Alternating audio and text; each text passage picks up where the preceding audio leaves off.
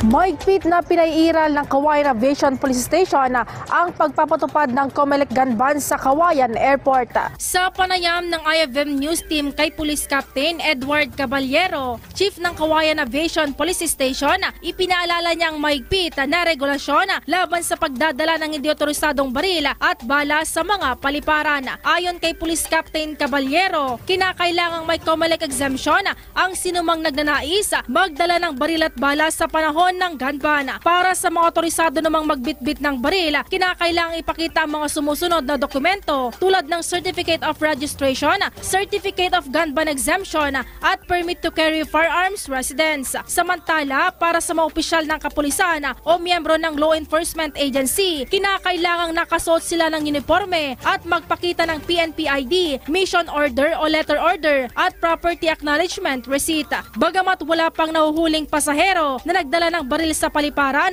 may ilan naman na nakumpiskahan ng bala. Paalala ni Caballero na kailangang sumunod sa mga patakaran upang maiwasan ang anumang abala o parusa. Para sa IFM News, ako si Idol KC Fernando.